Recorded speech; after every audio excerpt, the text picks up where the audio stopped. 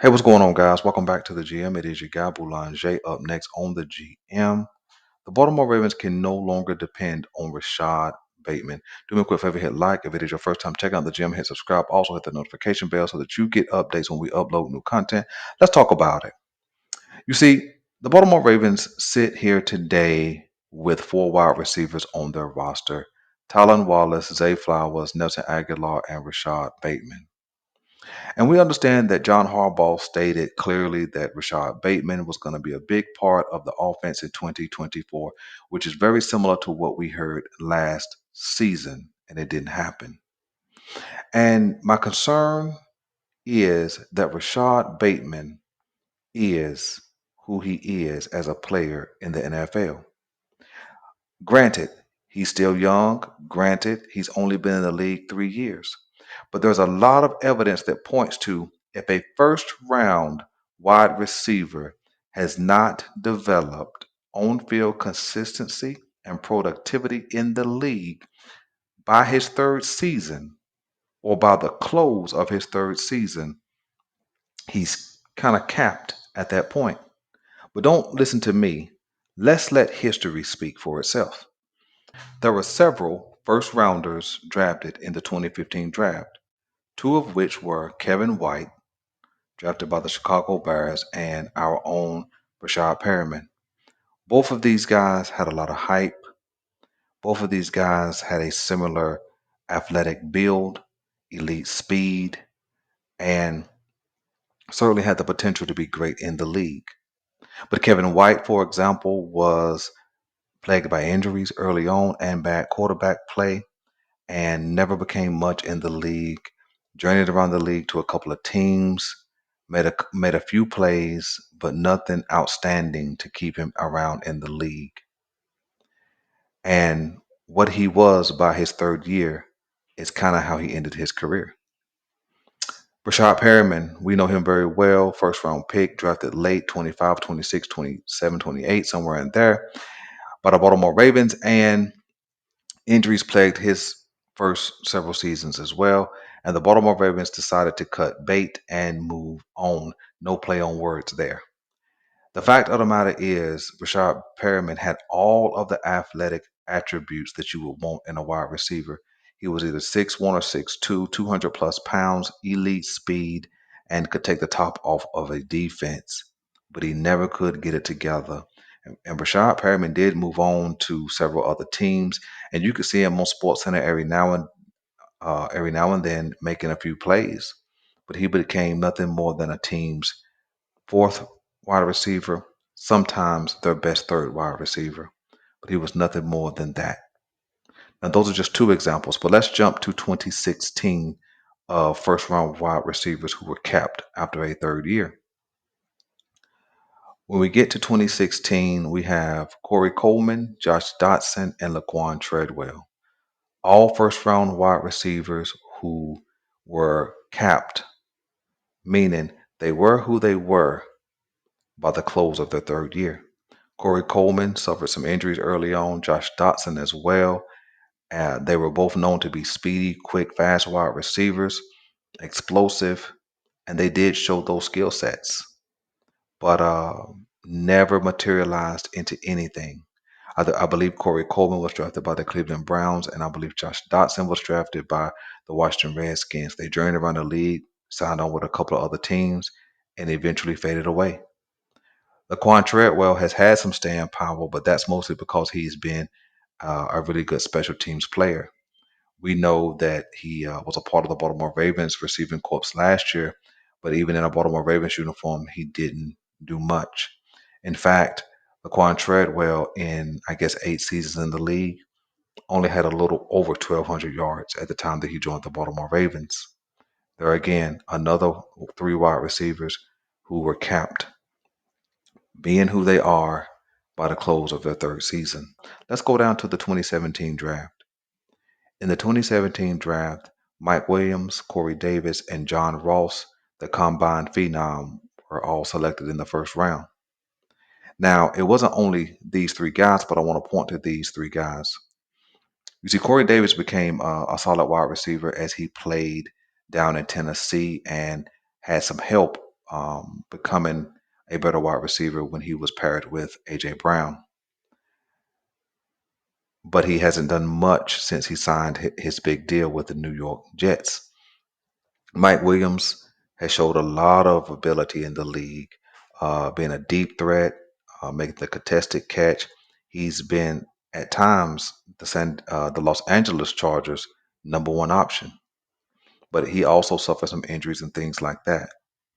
I mentioned those guys not because they were bad players and not really because they were capped by their third season, but because these are guys who were drafted in the first round, high in the first round, who have had minimized careers, whether again by bad quarterback play, which we know Corey Davis was subject to in New York, and then Mike Williams out in Los Angeles.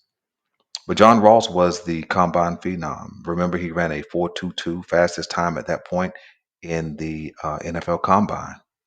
I believe he was drafted by the Cincinnati Bengals. He made a couple of plays in his first year, but then he began to be plagued by injury. And after not too long, he was moved on to another team and never became much. You see, John Ross had become who he was by the end of his third year, a speedy receiver who was injury plagued. And the most thing that John Ross is known for is what? That 4.22 in the combine. You see, I'm going to talk about 2018 because it was an anomaly where you had two wide receivers, and I believe Calvin Ridley and DJ Moore were the only two first round wide receivers of the 2018 draft. Both of these guys have shown number one ability. Both of these guys were plagued with and subject to poor quarterbacking, but both have shown an ability to take the top off of defense, make all the catches, and be reliable. DJ Moore, of course, was traded to the Chicago Bears in a trade, but the Carolina Panthers certainly wanted to keep him, but they had to put him in the deal to move to the number one spot. A guy I would love to have in Baltimore. Calvin Ridley was a free agent this season and landed a huge deal from the Tennessee Titans, 4 years, $92 million. Whether he deserved it or not, he received it. And so these two guys are an anomaly of guys drafted late in the first round who had staying power past a third season. Let's take a look at the 2019 wide receivers. 2019, we found ourselves talking about N'Keal Harry, big bodied wide receiver drafted by the New England Patriots at the end of the first round. But we don't even talk about N'Keal Harry anymore. Nobody's talking about N'Keal Harry anymore. Why? It's not because he didn't have the potential to be good. It's not because he didn't have all the athletic traits to be good. His career was met with injury. And of course, in New England, there was some poor quarterback play, and he just never developed. He never developed that on field productive consistency that needs to happen in those first 3 years. He didn't. The Patriots moved on, and I'm not even sure if Harry's still in the league.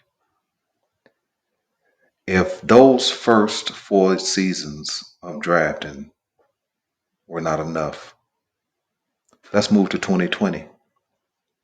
That's the draft with CeeDee Lamb and also Henry Ruggs, Jalen Reagors, and Jerry Jeudy. And Henry Ruggs and Jalen Reagors is the two I want to point out.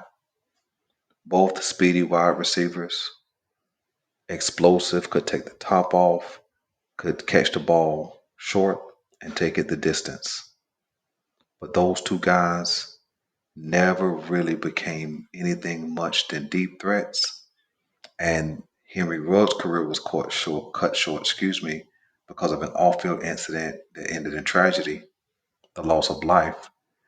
And Jalen Reagors, they just moved on from him. They saw that he wasn't going to be the guy. The Philadelphia Eagles traded for A.J. Brown to go alongside Devontae Smith, and Jalen Reagors became an afterthought. But let's not stop there. Let's come to the 2021 draft, which would feature Rashad Bateman and Kadarius Toney. Kadarius Toney is now on his second team, and he did get with the Kansas City Chiefs and capture a Super Bowl season before this one.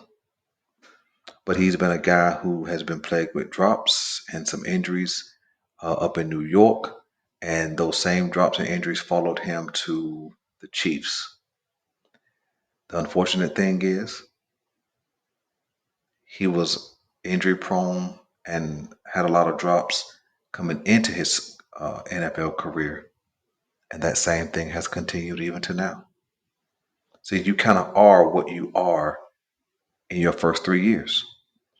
And then that leaves us with no other than Rashad Bateman, how we started this conversation.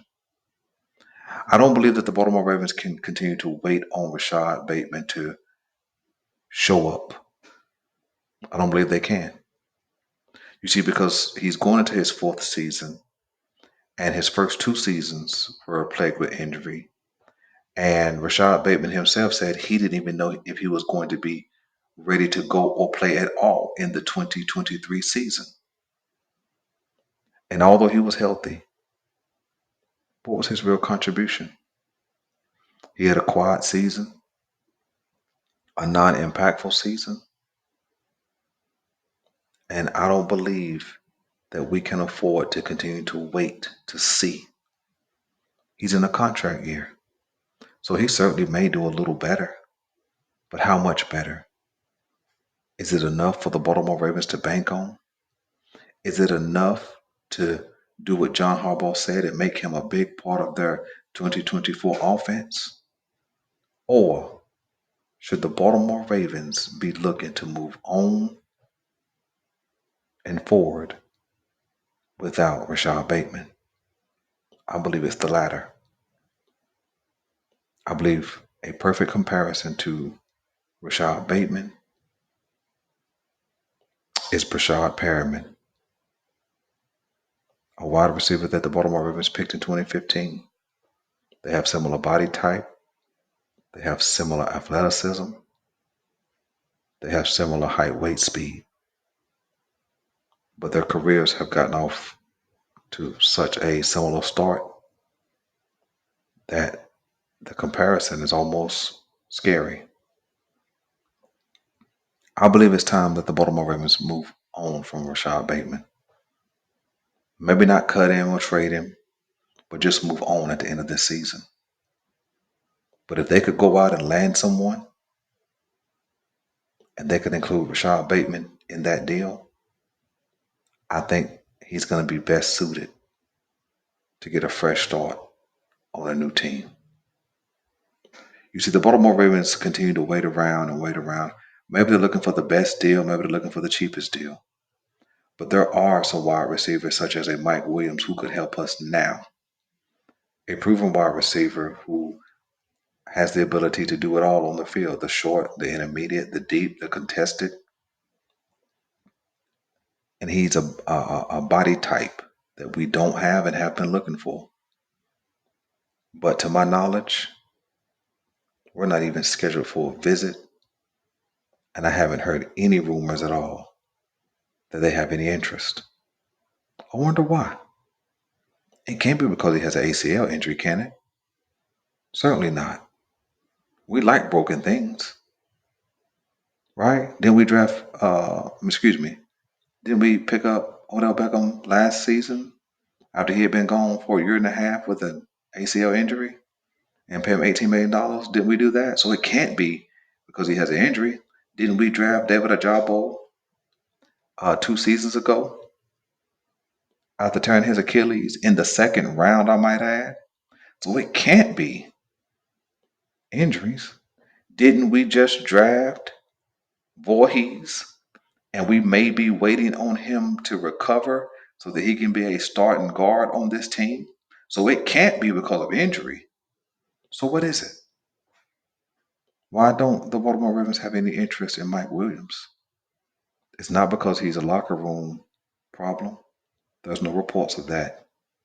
It's not because he doesn't have on-field ability that's proven, because he has almost 5,000 yards that proves that. I just don't understand why the Baltimore Ravens wait and wait to pick up the pieces that could absolutely help us with no question. Maybe you guys can tell me. I'm your guy Boulanger. This is the GM, and I'm out.